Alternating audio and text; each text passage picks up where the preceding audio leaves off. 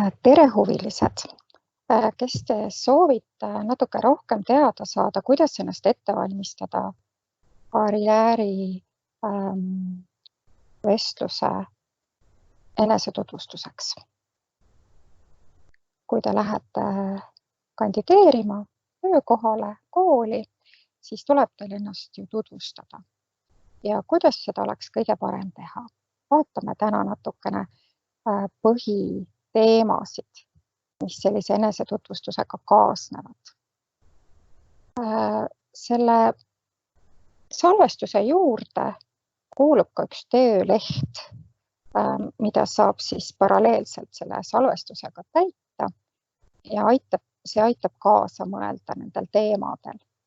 Need teemad on tegelikult kõik PowerPointis olemas, mis te siin täna näete, aga kui te olete endale töölehe näiteks välja printinud või ette võtnud, siis saate seda ise seal enda teemale vastavalt täita. Nii, seda seminari tegime siis töö- ja karjäärimessil 2 korda. Meil olid huvilised osalised, kes esitasid ka küsimusi antud teemade kohta. Mõned nendest küsimustest võtame täna ka arutlusele ja siis vastan neile siin vastava teema juures. Ja alustamegi siis kohe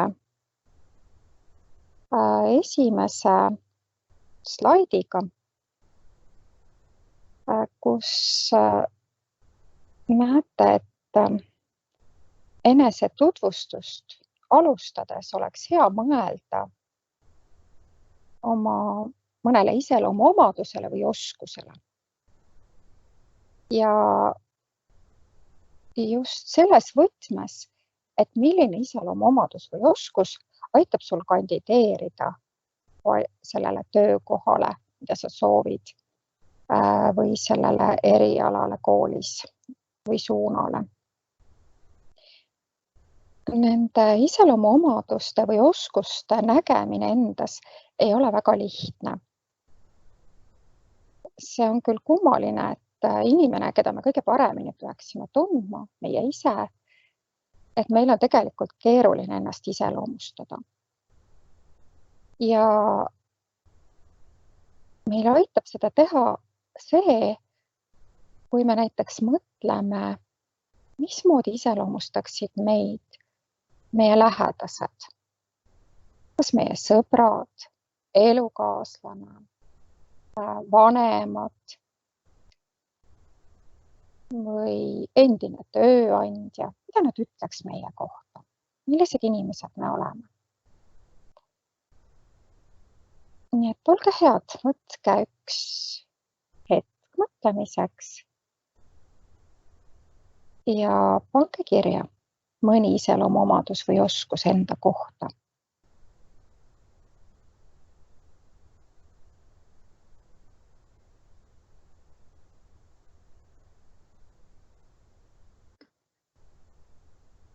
Väike abivahend sellelt slaidilt. Kui tõesti mitte ühtegi head mõtet ei tule, võib-olla siin leiate mingisuguse loomingulise tõuke enda jaoks. Ja tihti ongi sõnastamise taga ka.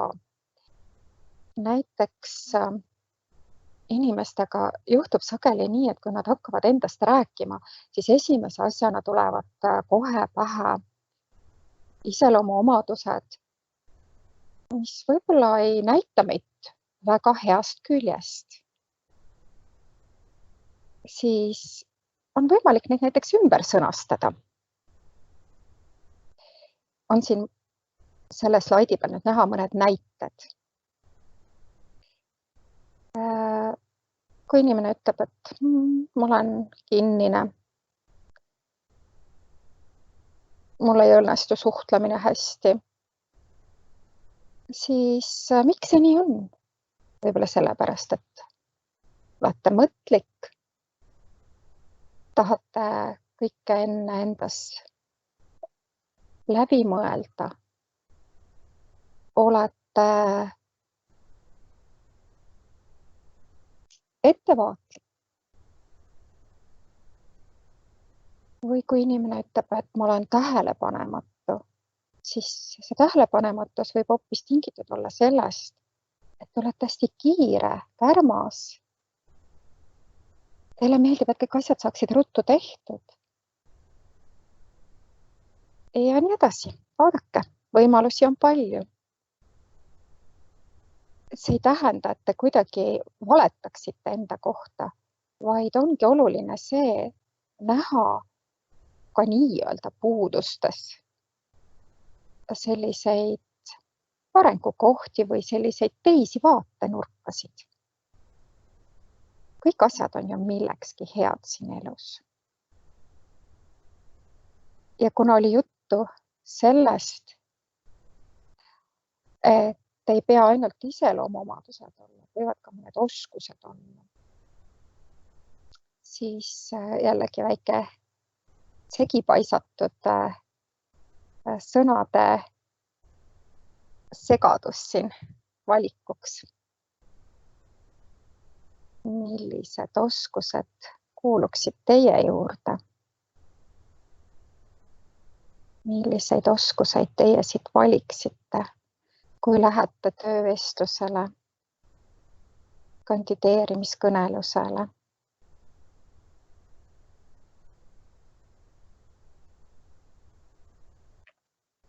Nii.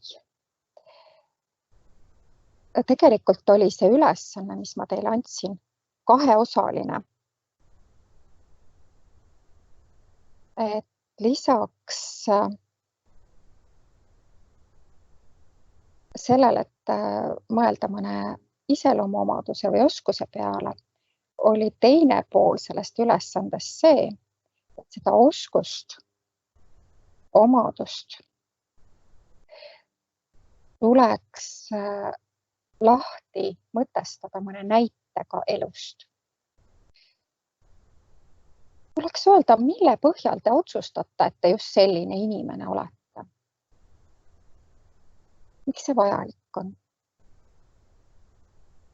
No kujutage ette, et ma ütlen teile, kirjeldan teile ennast, iseloomustan, ütlen teile, et ma olen töökas, sõbralik ja hea suhtleja. Nii. Kui palju te minust tegelikult teada saite? Mitte just väga palju, ma arvan. Seda enam, et sõnad tihtipeale tähendavad inimeste jaoks hoopis erinevaid asju. Ja tekib hoopis vale kujutluspilt võib tekkida inimesel. Näiteks, kui ma ütleksin, et ma olen uudishimulik, siis võib teil tekkida mõte, et okei, see ei ole vist väga hea sellist töötajat endale võtta, kes on väga uudishimulik. Ta hakkab kindlasti nuhkima teiste eraelus ja sellel pinnal tekib palju probleeme. Aga tegelikult võib mõelda ka, et uudishimulik tähendab seda, et sa oled elu vastu uudishimulik. Et sa oled asjade toimimise vastu uudishimulik. Et sa tahad kõike lõpuni teada saada selles suhtes, miks või kuidas ühte või teist asja selle tööprotsessi juures tehakse. Tahad põhjani mõista seda. Või sealt saab näitena edasi rääkida ka sellest, et ma olen ka oma igapäevaelus nii-öelda uudishimulik, et ma olen valmis katsetama uusi asju, olen julge proovima erinevaid väljakutseid, olen julge vastu võtma. Ja kohe tekib palju laiem pilt sellest inimesest. Nii et lahtimõtestamine ja näidetega ilmestamine on väga oluline osa enda tutvustamise juures.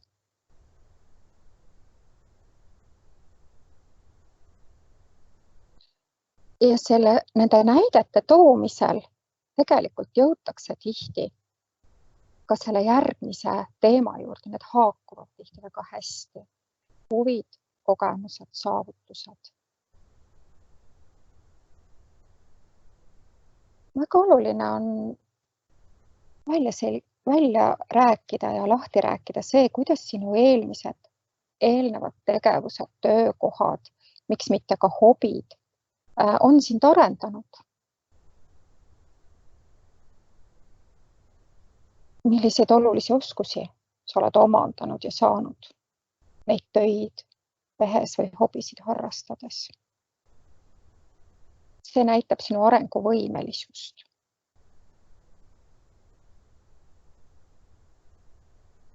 Ja kui siin on öeldud, et mis on sinu senised saavutused, siis need ei pea kindlasti olema mingid üleriiklikud projektid, mida sa oled juhtinud ja mis on hästi korda läinud. Need ei pea olema mingid esikohad. Need võivad olla ka kõrvaltvaataja jaoks võib-olla väikesed asjad. Aga kui nad on sinu jaoks olnud olulised, kui sa oled tundnud, et jess, ma sain hakkama, ma tegin ära, siis sul sellest rääkides läheb silm särama ja tekib selline inimlik kontakt. Ja see mõjub väga hästi vestluse juures. Tõesti, see võib olla väike asi, et kui ühe noormehe käest küsisin, mis on sinu elus suurim saavutus, kui sa tundsid, et sa ennast ületasid, siis ta ütles, et see oli siis, kui ta oma elu esimese CV teele pani ja send nuppu vajutas. Et ta tundis, et ma sain hakkama, ma tegin ära selle. Ja miks mitte? See oli tema tunne. Väga oluline punkt on siin ka tulevikuplaanid. Millised teemad sind tuleviku vaates huvitavad? See näitab seda, kuhu sa liikuda tahad, kuidas sa areneda tahad. Ja väga loogiline, et sinu eneseareng on seotud ka sinu tööga. Ja kui sina arened oma töökohal, siis areneb nii-öelda ka see töökoht, areneb see firma, areneb see ettevõte, kus sa töötad. Nii et see on suur plusspunkt. Neid omavahel seostada ja sellest rääkida. Tulevikuplaanide puhul ei ole kindlasti oluline näiteks rääkida sellest, et mul on plaanis 3 last sünnitada. Mis ei tähenda seda, et te võiks rääkida, et mul on lapsed plaanis. Aga see ei pea minema nii sellesse eraellu. Rohkem mõelda ikkagi selle peale, mismoodi on mu plaanis just selle tööga seoses areneda. Eelmisel seminaril tekkis ka selline küsimus, et mis ma siis teen, kui see töökoht, kuhu ma kandideerin, vastab küll minu oskustele ja kogemustele, aga on lihtsalt nagu lüngatäide. Tegelikult ma tahaksin hoopis midagi muud, aga ma ei ole seda midagi muud leidnud ja mul on ju vaja arvet maksta.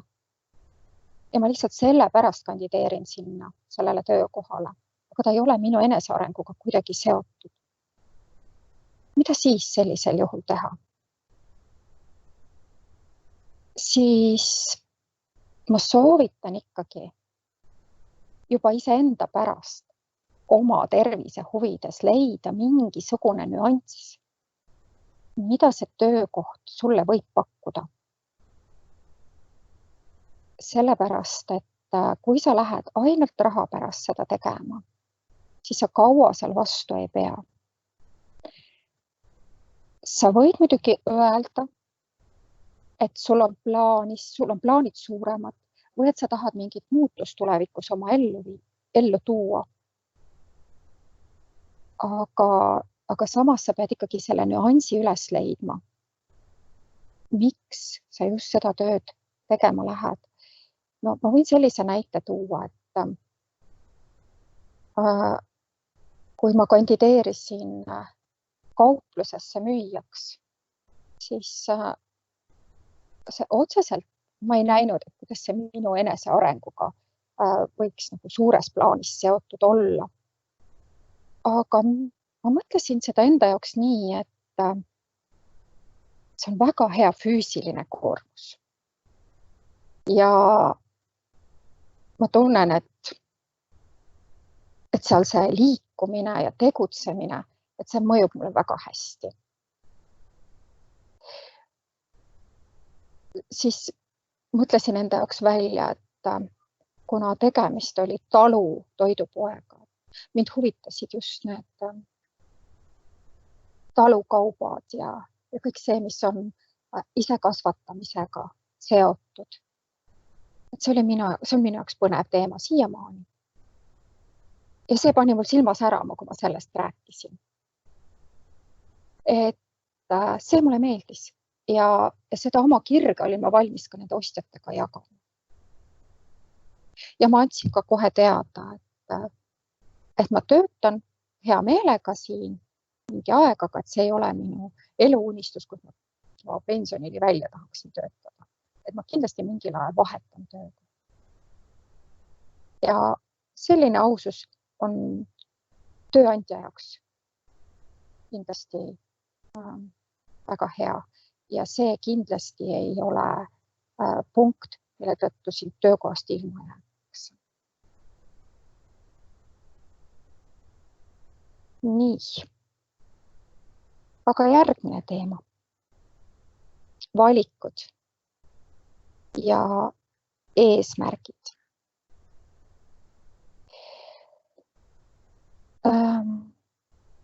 Kindlasti jällegi enda jaoks vaja läbi mõelda, miks ma valin just selle ettevõtte või selle kooli, miks just selle ameti ja selle suuna. Eelpool juba rääkisime seda tuleviku vaates, et miks sa need valikud teed, aga siin on veel mingeid põhjendusi kindlasti, miks sa selle valid. Miks sulle just see kool või ettevõte väga hästi sobib sinu jaoks. Siin tuleb vahest põhjenduseks see, et aga see on mul kodu lähedal. Mul on hea lihtne siin käia. Ja see ei ole sugugi halb põhjendus, see on väga hea põhjendus. Aga ta ei tohiks jääda nagu ainukeseks põhjenduseks. Ja seal tuleks ikkagi mingisuguseid nüansse veel juurde leida. Miks mitte uurida rohkem selle ettevõtte, kooli tegevuse, selle sisekliima kohta. Mismoodi toimivad suhted seal ülemuste alluvate vahel, õpetajate, õpilaste vahel. Ja miks mitte öelda ka seda, et kui ma juba siia sisse astusin, ma tundsin, et siin on väga hea soe vastuvõtt oli, et mulle väga meeldiks sellises kollektiivis töötada. See on ka väga hea põhjendus. Aga ma usun, et igaüks leiab sinna veel midagi juurde, kui ta natuke süveneb. Ja juba siin eespool siis räägitud, et kuidas just see amet, see kool, see eriala seostub sinu enesearengu ja tulevikuplaanidega. Mida sa soovid endas veel edasi arendada? Missuguseid perspektiive sa näed? Ja kuidas just see töökoht, just see kool on oma tegevuse ja võimalustega saab sind aidata. Ja siia juurde siis võibki välja tuua mõne isikuomaduse või oskuse, kus sa tunned, et sa vajad veel, et kus on veel arenguruumi. No miks mitte see, et mulle väga pakub huvi inimestega suhtlemine ja neile heade toodete pakkumine, mulle teeb rõõmu see, kui sa neil silma särama paned. Ja ma tahaksin olla veel parem müüja, veel parem reklaami tegija. Või see kool võimaldab mul arendada ennast näiteks veel rohkem minu matemaatilisi oskuseid. Või mul on küll hea inglise keel, aga siin on mul võimalus just selles valdkonnas oma keelt veel rohkem edasi arendada ja saada rohkem praktikat sellele. Et niisuguseid näiteid tasub mõelda.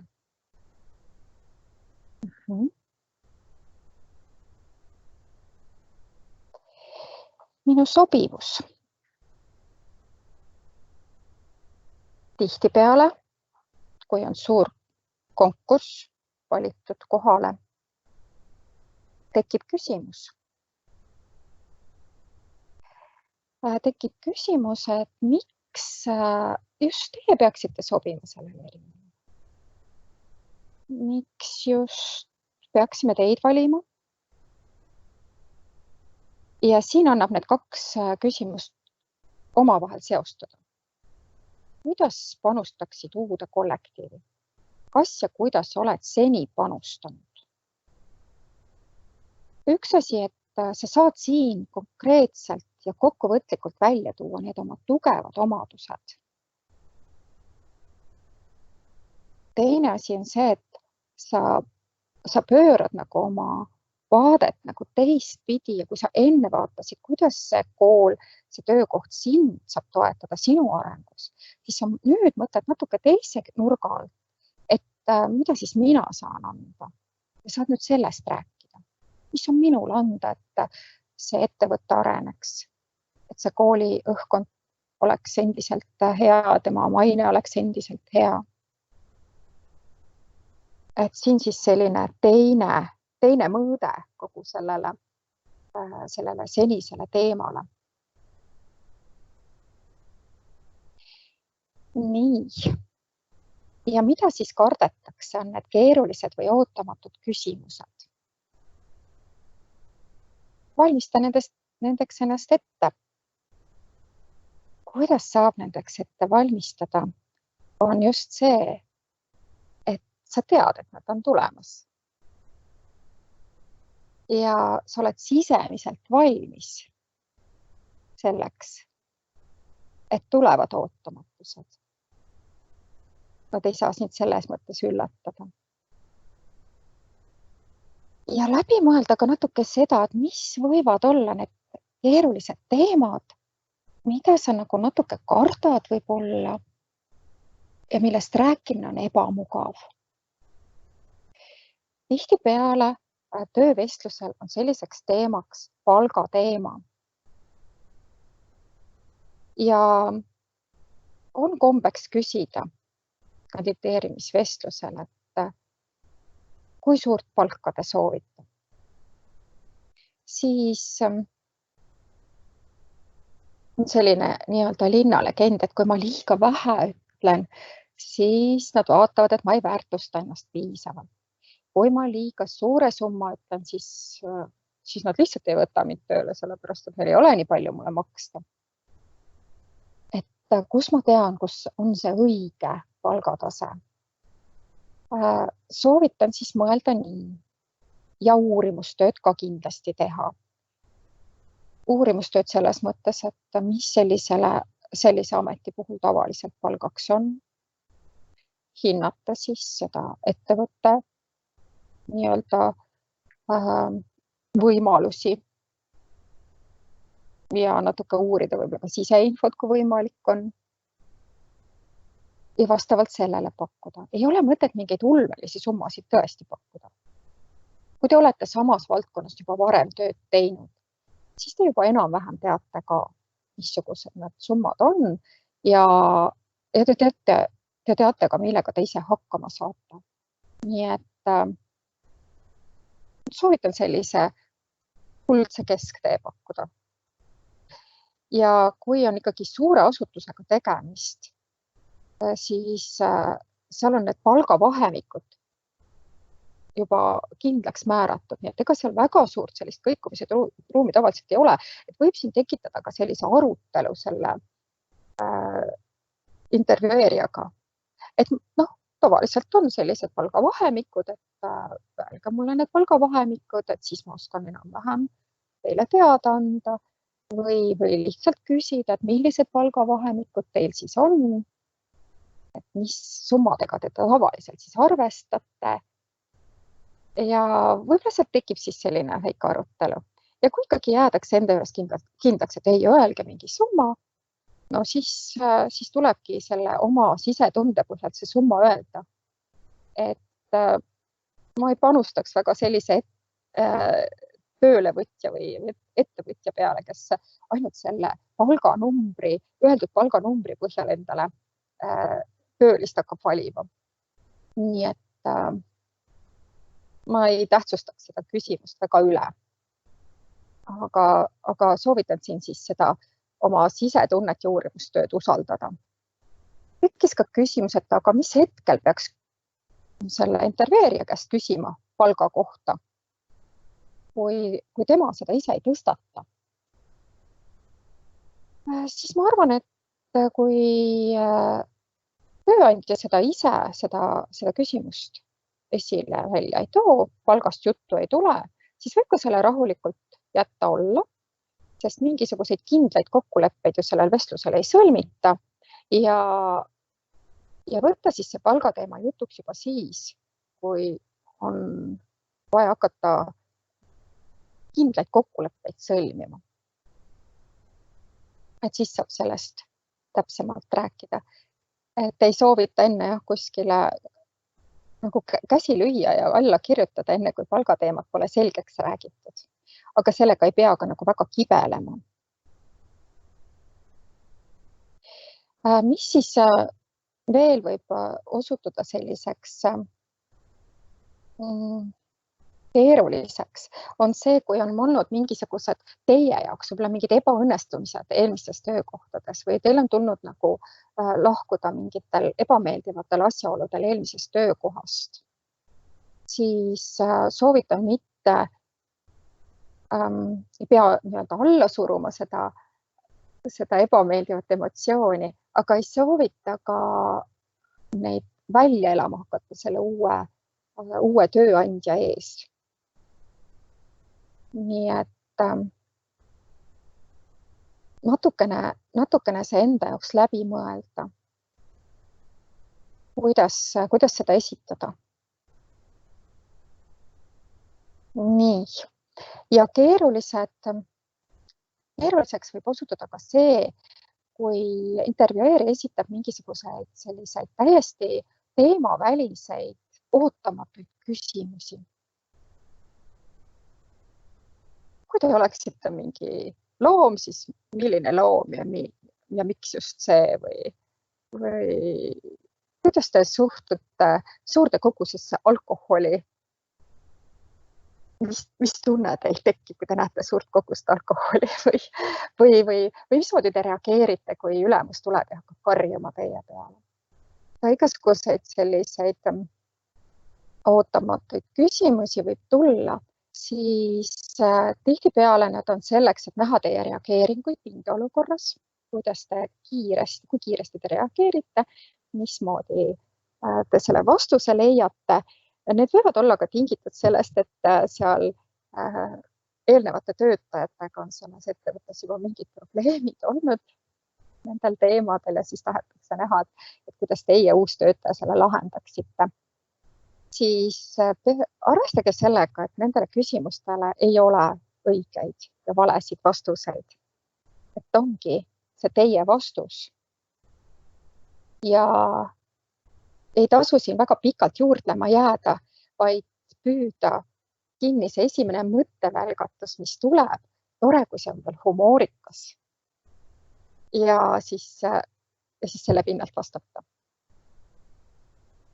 nii et see annab teil võimaluse ennast väljendada ja intervjueerijal võimalus näha teid nagu päriselt, kes te siis päriselt olete, kui te ei ole ette valmistunud ja kui te ei räägi niisugust ettevalmistatud juttu, et mismoodi siis teiega suhelda on. Nii. Kehakeel ja sellega arvestamine.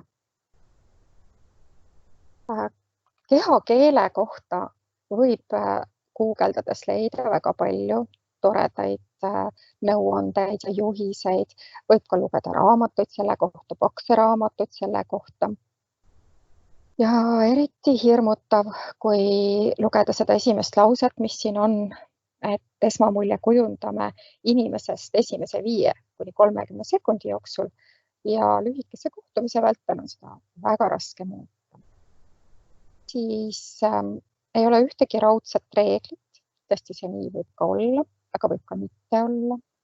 Võib-olla olete ka ise oma elus kogenud seda, kuidas te panete kohe inimese kuskile paika juba esimese 5 sekundi jooksul ja juba järgmise 10 lausega te muudate seda enda jaoks, sest inimene tegelikult on ka meeldiv ja tore ja leiate mingi ühise teema. Nii et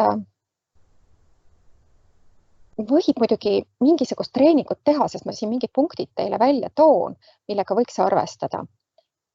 Aga et sa nüüd püüdlikult ennast kellekski teiseks hakkad treenima, sellel ei ole küll väga sügavat mõtet, sest siis hiljem, aga siis teid valitakse kellegi teisena sinna sellesse meeskonda ja siis võivad seal meeskonnas hiljem tekkida ikkagi mingid probleemid.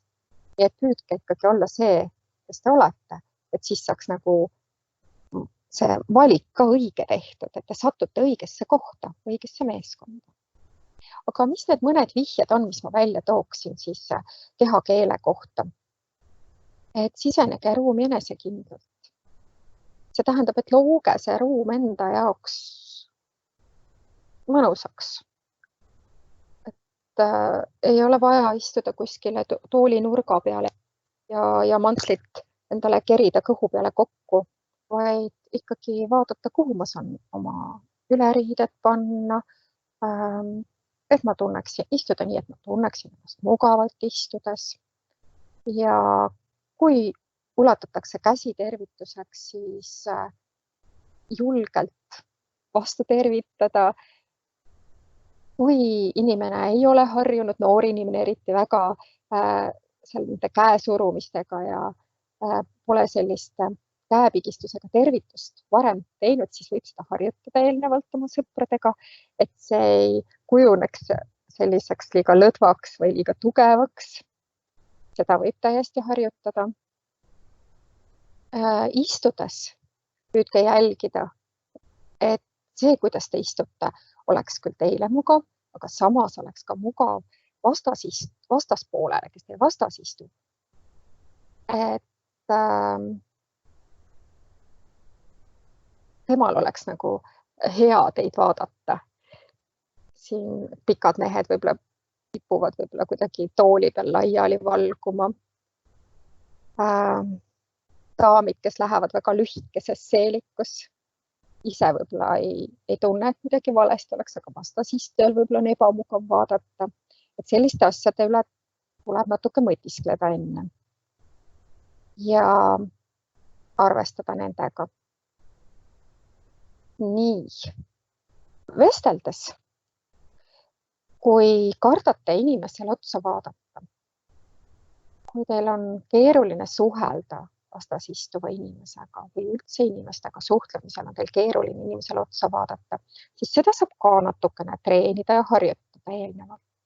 Kui ei ole kodus võtta kedagi, keda panna vastu istuma ja öelda, et kuula nüüd, et ma räägin sulle iseendast, siis võib kasutada ka peeglit näiteks. Peegel ajab ka väga hästi asja ära, sest endale on ka keeruline otsa vaadata. Aga samas ei pea seda ka kartma, et ma ei pea kogu aeg otsa vaatama inimesele, kes mu vastas istub.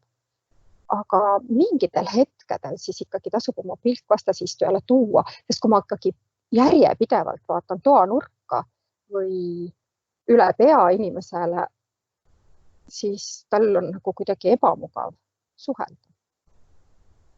Et mingitel hetkedel tasub ikkagi inimesele otsa vaadata. See on head suhtlejad, nende jaoks kindlasti probleemi ei ole. Ja viimane, naerata. Jällegi, lähtuda iseendast kindlasti. Kui sa ei ole naerataja tüüp, siis ei ole mõtet ennast närvi ajada sellega, et okei, öeldi, et ma pean naeratama, et siis on see pool intervjuust juba tehtud. Et kui ei naerata, siis on kõik läbi. See tähendab siis seda, et sa lähed sinna, oled pinges ja siis ei tule sealt mitte naeratust, et grimass lihtsalt ja see ei ole nagu kummalegi poolele jälle mugav ja meeldiv. Et see naeratus peab ikkagi loomulikult tulema. Ja siis ta leevendab pingeid mõlema poole vahel. Nii et tõesti lähtuda iseendast. Mis võib minna valesti ja millest hoiduda?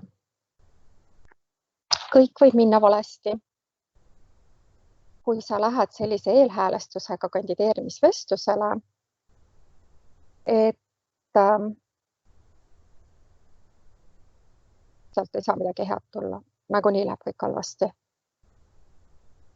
Ja oled juba ette ennast sedasi üle kruttinud. Et siis võib küll juhtuda, et lähebki valesti. Aga vestlusele minnes tasub ees ootavale vestlusele mõelda kui millelegi põnevale. Inimestele, kes seal ees ootavad, sellistele uutele tuttavatele, headele tuttavatele, siis ma hakkan ju nendega koos töötama. Nad on kindlasti toredad inimesed. Nad lihtsalt ei tunne mind veel. Nad tahavad mind rohkem tundma ja ma annan neile selle võimaluse. Ja usaldada seda intervjueerijat, kes su vastas istub. Tema on see, kes seda vestlust läbi viib. Sinul ei ole vaja muretseda seal tema vastas istudes, et ega ma liiga pikalt ei räägi, ega ma liiga palju ei räägi, ega ma liiga vähe ei räägi.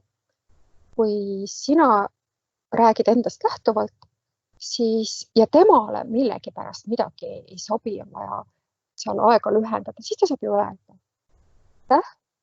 Sellest piisab ja tänan. Järgmine küsimus on see, et usaldage iseennast ja usaldage teda. Ja seda on lihtne öelda, et jääge rahulikuks igas olukorras. Aga kui sa tunnetad, kui sa oled endale öelnud, et ma olen väärtuslik, isegi siis, kui nad ei valinud, siis ma lihtsalt ei peagi kuuluma sinna, siis see ei olegi minu jaoks mõeldud. Aga see ei vähenda kuidagi minu väärtust. Kui sa tunnetad iseenda väärtust, siis on ka lihtsam rahulikuks jääda. Millest hoiduda? Hoiduda lobisemisest. Ja lobisemise all ma pean silmas seda, et hakatakse rääkima teemadel, mis ei ole üldse selle situatsiooniga seotud. Kaldutakse kõrvale teemast, räägitakse ilmast, poliitikast, eraelust, et see on nagu lobisemine. Mitte see, kui ma pikemalt vastan ja analüüsin olukorda. See ei ole lobisemine. Halvustamine, teiste halvustamine, iseenda halvustamine, hinnangute jagamine. See tekitab kuulajas tunde, et millal see nüüd minu kohta hakkab käima. Kui ta kõigi teiste kohta ütleb, siis varsti hakkab see ka minu kohta käima. Hoiduda kurtmisest, enesehaletsemisest. Isegi kui olukord on väga keeruline ja raske, siis see ei ole see koht, kus seda välja elama hakata. Hoiduda kiitlemisest ja kiitlemise all ma ei mõtle kindlasti seda, et sa räägid iseendast hästi ja tood välja oma parimad omadused, vaid kiitlemise all ma mõtlen seda, kui sa hakkad iseennast upitama teiste arvelt. hoiduda vaikivast põrnitsemisest, sest kui teil tekib olukord, kus te tunnete, et ei oska vastata sellele küsimusele ja võib-olla, et ma isegi tean seda vastust, aga mul on täielik tühjus peas, must auk ja ma ei oska mitte midagi öelda, siis ei aita see, kui te lihtsalt istute ja põrnitsete ja proovite nagu midagi välja mõelda, siis võib pigem tunnistada seda, et olukord on nüüd selline, et ma ei oskagi vastata sellele küsimusele või mul praegu ei tule see vastus pähe, ma tean küll. Et siis saab vastaspool kas teid oma toetavate küsimustega aidata või saab vestlusega edasi minna. Nii, ja lõpetuseks siis, et kogu selle teema kohta, nagu ma arvan, te ise ka juba olete jõudnud järeldusele, mind kuulates, hoidu äärmustest, aga ära ole keskpärane. Ja selle peale tuli kohe ühelt seminarilt küsimus, et aga mida see tähendab? Ära ole keskpärane. See tähendabki seda, et ära ole igav, ära karda ennast väljendada. Mitte ükski inimene ei saa olla keskpärane. Kõigil on mingi oma selline sära ja särts. Kui sa oled liiga palju ette valmistanud ennast, see tähendab, et sa esitad nagu mingisugust lugu, mille sa oled peensusteni läbi mõelnud ja läbi harjutanud, siis seal ei ole mingit sära. Et ole valmis olema sina ise ja siis sa ei saagi kunagi olla keskpärane.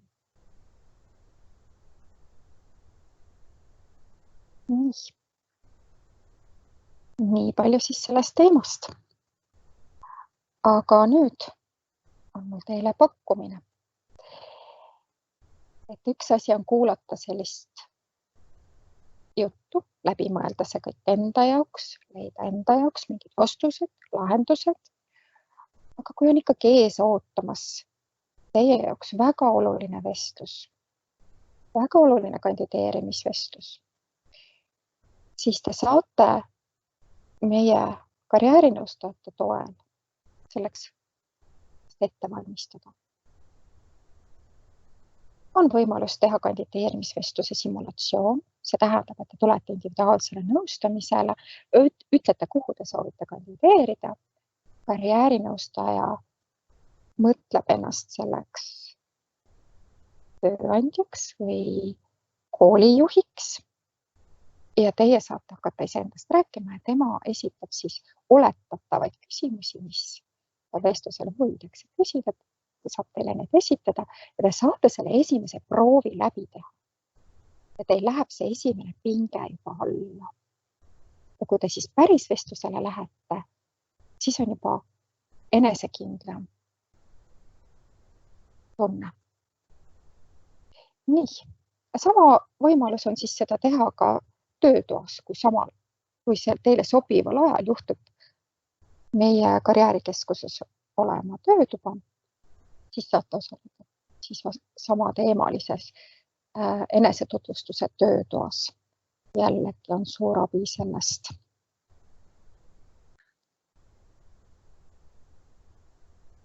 Nii, suur tänu kuulamast, osalemast sellel seminaril ja edu teile!